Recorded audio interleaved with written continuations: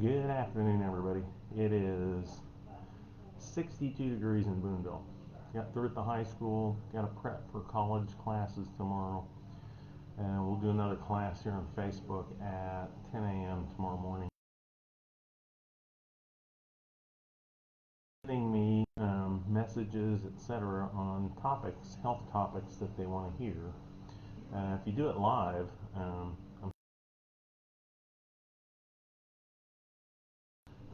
and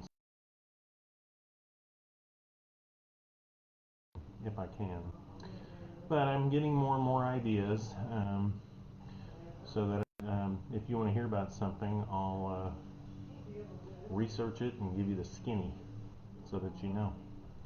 So we're going to continue to talk about sugar. We've talked about sugar, but 3 months ago, I believe, I went through a big biochemical, pretty intense chemistry of fructose, sucrose, glucose,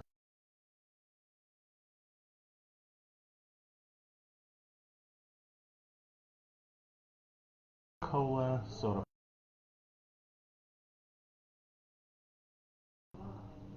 In St. Louis, everything's a Coke or a pop. My dad always called it sody pop. You've probably heard that. One of the more horrific things that's ever been developed for consumption.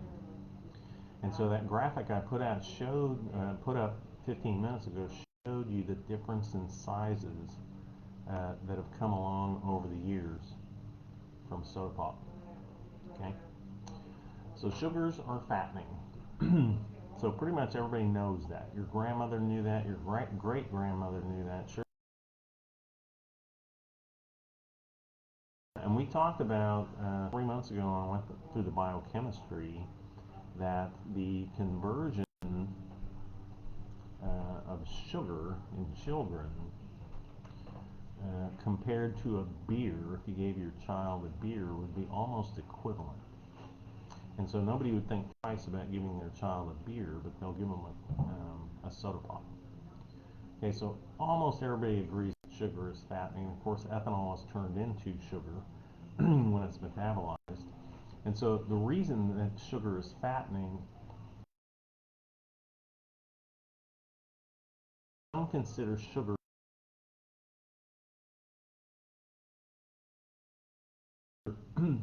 the minimal amount of sugar that you need to sustain your life is zero. Tammy Crabtree's told you that in her Facebook Live videos as well.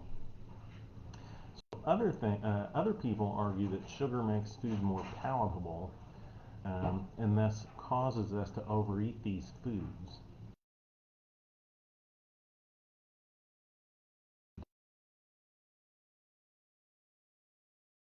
Sugar is also a carbohydrate, and that may be part of the fattening effect as well. And then there's a guy named Robert Lustig, Lustig doctor. He considers sugar to be a poison. I heard a physician from the American Age Management Medical Group in 2015 at their one of their national conventions in Orlando speak for 1 hour on why sugar is more addictive and poisonous than heroin. Okay, so Dr. Lustig did an internet lecture that went.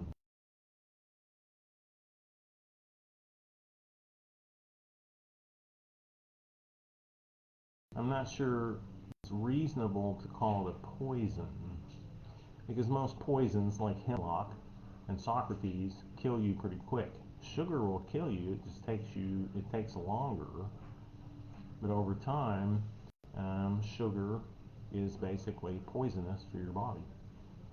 Okay? So all those arguments.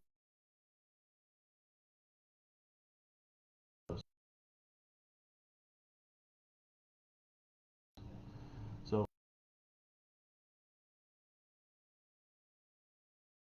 raise blood sugar levels appreciably.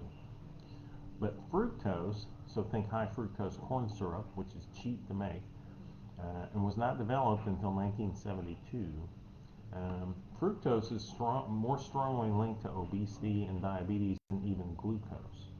Okay, so why is fructose bad? Well, first you need to know a little bit of chemistry because glucose and fructose are a little bit different. Okay, so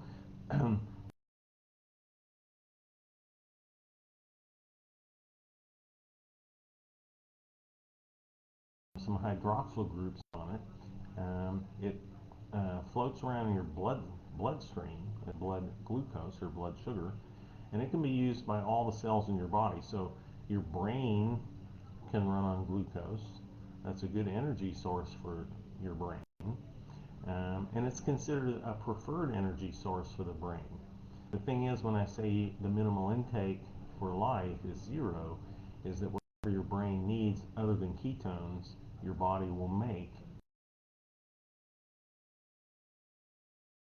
Muscle cells like glucose for quick energy, so that's why people do carbohydrates before they do their workouts. Okay? And then it can be stored in the body in various forms, such as glycogen. So if you string a bunch of glucose together, you get glycogen. And then you can release that if your blood sugar, if you're working out and your blood sugar is getting lower, you need more sugar, then glycogen can be broken down and put into the bloodstream. So you'll release blood glucose for an energy boost.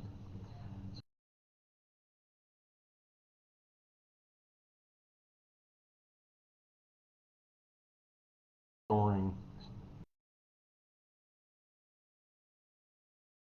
all kinds of tissues and organ systems. Fructose is a 5-carbon ringed sugar, so 5 carbons in a sort of a ring, I guess a pentagon, sort of. And it is the sugar that's found in natural fruit. So it's metabolized in the liver, so it doesn't circulate as fructose, and the body has no ability to use fructose in its natural form, which is why I went through all the biochemistry. Uh, 2 classes I think I did 3 months ago. So your brain can't run on fructose, the muscles can't use fructose, so fructose ingestion doesn't really change blood sugar levels. So, what's table sugar? Well, it's called sucrose, and it's 2 sugars linked together, glucose and fructose. Okay? So that's the form that you know the most, table sugar. Carbohydrates can be classified in a whole bunch of chain length of a sugar information. I used to teach patients that 25 years ago probably, simple versus complex carbohydrates. So a simple sugar is 1 or 2 sugars linked together. So those are called the monosaccharides and the disaccharides, predominantly glucose, fructose, and sucrose. Also lactose, which you find in dairy products. So complex carbohydrates are long chains of sugars. That's it. There's no need to have any other macronutrients, micronutrients, vitamins, or other kinds of sugar.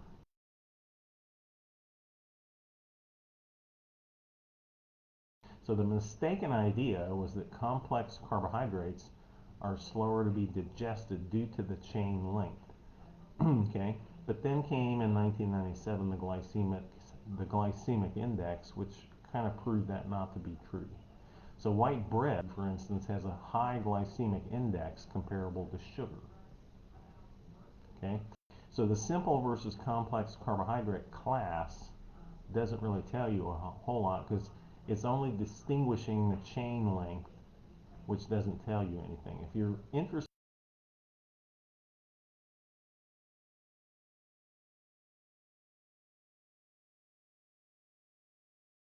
in index, which was developed after the glycemic index, and insulin index and glycemic index can be different. So the main problem with the sugars sucrose, table sugar, and fructose is pretty much dosage. So consumption of sugar has been increasing again recently, and closely paralleled by the rising obesity rates and the rising rates of type 2 diabetes. So in 1977, we had our first U.S. government published dietary guidelines, and those even warned about the dangers of sugar. But that particular recommendation got lost in the anti-fat crusade. Stay away from fat, stay away from fat. Okay? So consumption of sugar started to increase sharply in 1977 as we became more and more concerned about the fat content of the food that we were eating. So that was the major overwhelming concern of health conscious shoppers, and so sugar content was pretty much ignored. So to be low fat, if you look at the graphic on the jujubes, I'm not picking on just jujubes, but that was the graphic I used.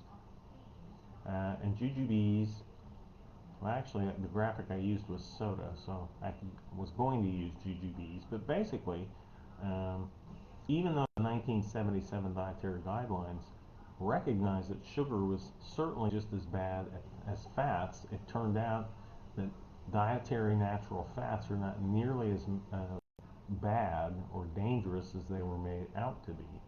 Okay, and we'll talk about that a few classes down the road. In jujubes and where they started attacking fat and telling people to eat low fat. So candy's low fat for the most part, especially the stuff that you buy at the movie theater, right? So really the worst offender though, if you go back into the 70s, is sugar sweetened beverages, of which cola is one of them, and we're going to talk about that. So soft drinks, sodas, sweetened tea.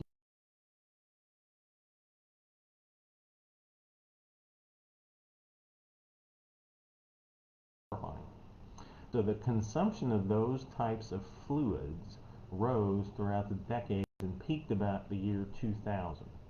And so the milk that was a traditional drink for children fell and fell and fell because of the get away from dairy fat, dairy protein, get low fat.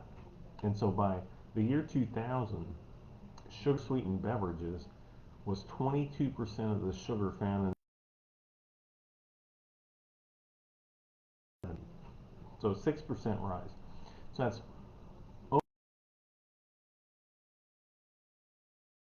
diet just from sugar sweetened beverages.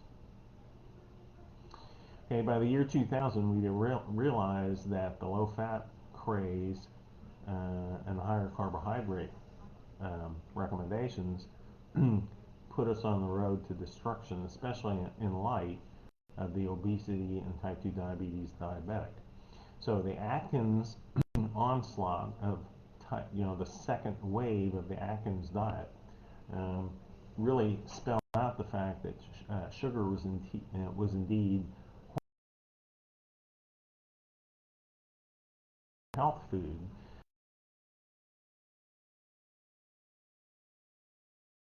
Dietary fat intake. And then after 2000, sugar sweetened beverages started to decline. So ice sweetened teas and sports drinks have tried to take their place. They've been unable to stem the tide of decrease in consumption of sugar sweet beverages. Okay. Soda, however, $75 billion a year industry. Billion with a B. $75 billion industry. Soda pop.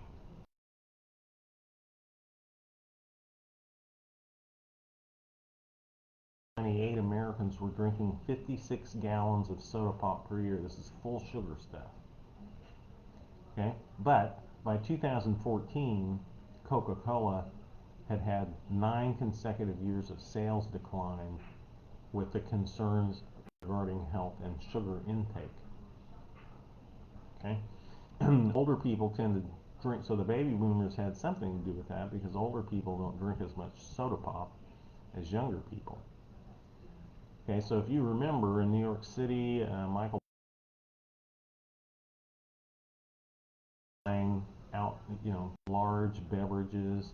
Um, Coca-Cola spent decades trying to convince us to drink more cola. And soda. They pretty much succeeded.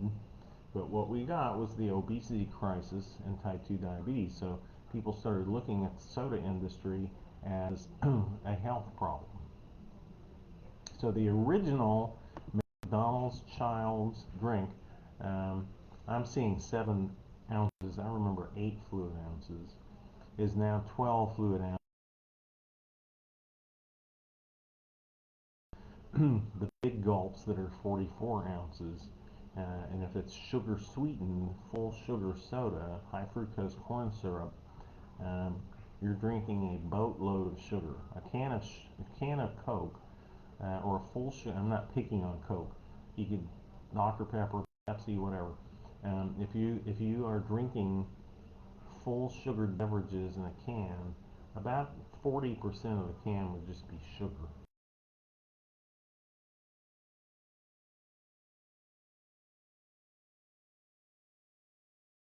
The evidence is overwhelming. So there's very little controversy about that.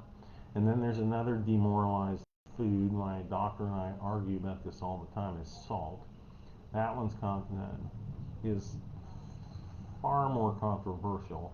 So many people argue that salt's not as bad as advertised, but sugar has few defenders, only pushers of sugar. So the recognition is spreading.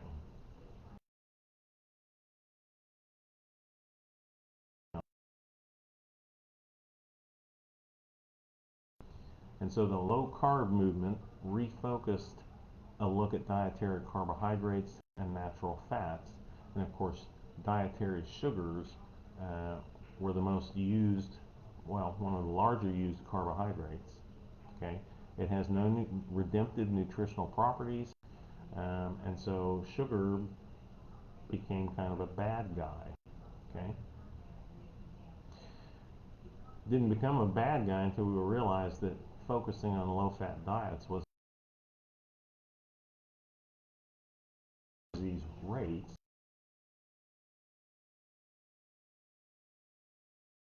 hindered an obesity epidemic and a type 2 diabetes epidemic.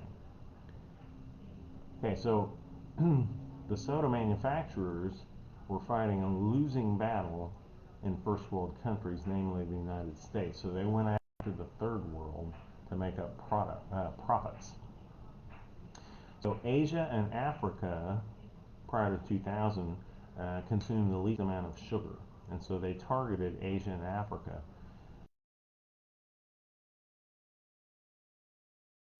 or even fell catastrophe.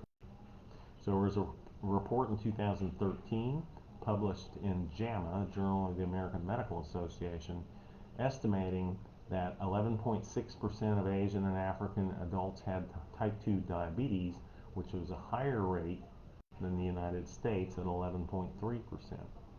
So there were 22 million new diabetics added to the diagnostic registry since 2007.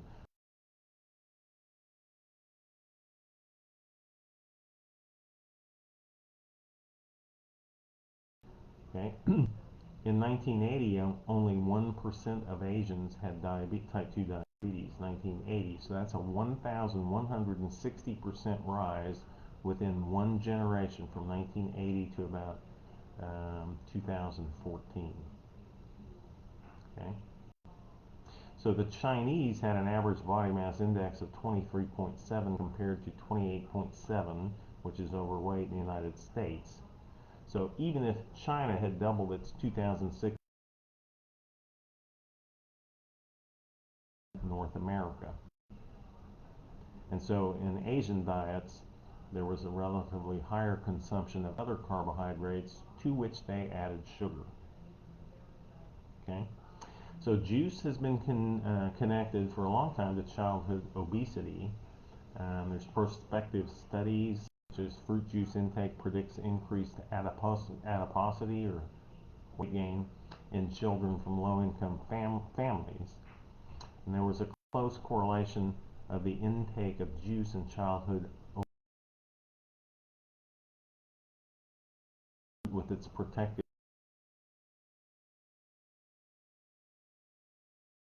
about drinking an 8-ounce glass of orange juice that you squeezed versus eating the 5 oranges it would take to get 8 ounces of orange juice and ingesting the fiber. And we talked about the health benefits of fiber last week.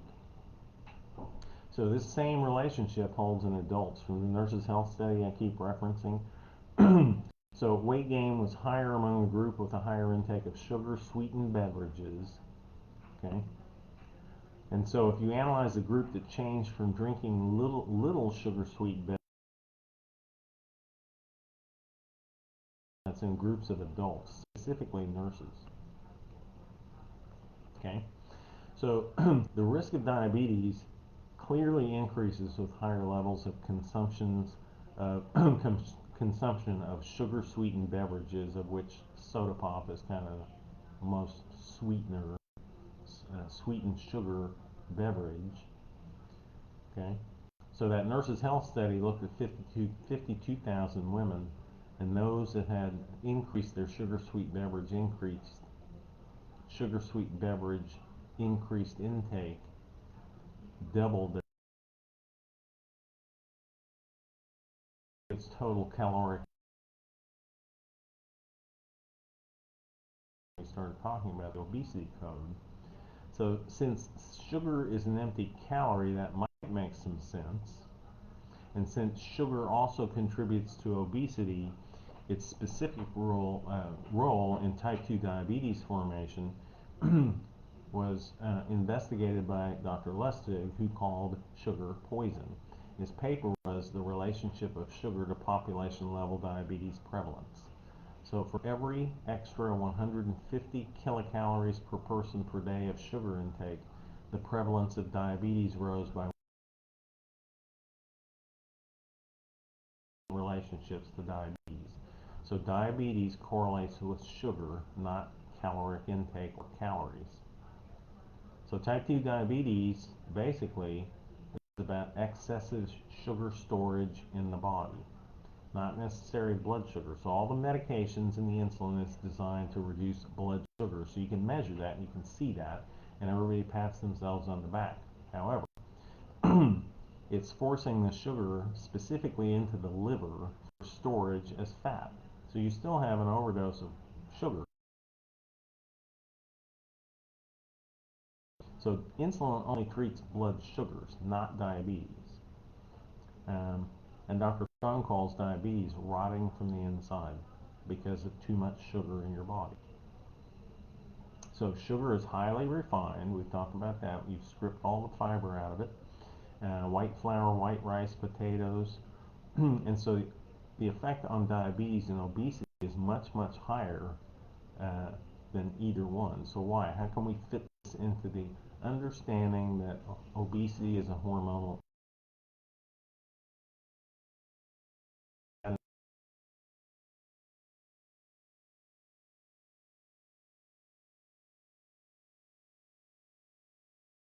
1990s was extremely high in carbohydrate but very low in sugar. So obesity and diabetes in those groups was pretty rare until they started drinking sugar-sweet beverages. So the main toxicity in sugar is fructose, and that's been gaining attention over the last 10 years.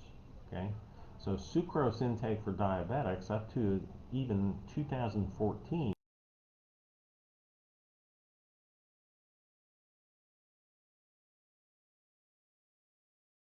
for other carbohydrates in your food meal plan. A 1983 article was entitled Study Insists Diabetics Can Have Some Sugar.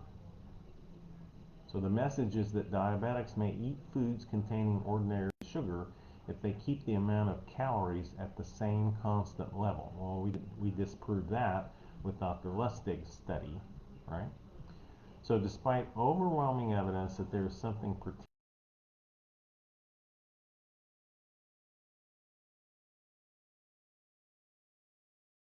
worse than flour or rice. In fact, sucrose, table sugar, has a lower glycemic index than white flour, and other refined carbohydrates.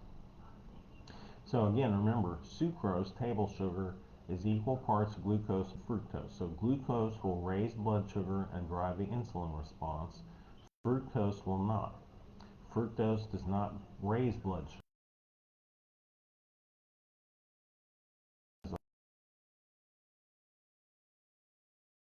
This is only a mild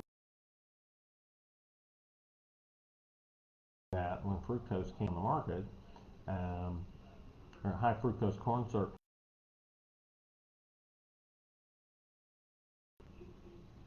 Okay, and adding to that little angelic effect is that the main sugar in fruit is fructose. So an all-natural fruit sugar, fructose, that doesn't raise blood glucose levels sounded pretty healthy to most people. Sounds pretty good to the American diabetes. Rice and flour goes in it. So we're going to talk about tomorrow from State Fair in my lab, in my classroom, the deadly effect of fructose. So that is that is our class for today. 27 minutes. Hey Jen, hey Wendy. And then make sure you send me comments on stuff you want to hear about. Like I said, we'll do one of these where we'll do it off the cuff. I'll do it off the top of my head, and just pick one.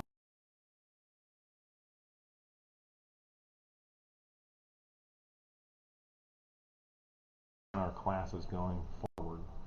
Okay, so have a great evening. I'll be teaching at State Fair Community College tomorrow. We'll do Facebook Live class at 10 a.m. If you need help, send me a message or go to my website, healthwithoutrisk.com. All these classes are on YouTube at Health Without Risk, and they're categorized. My IT guy is pretty good. So have a great night. I'll talk to you, and I'll see you later. Bye.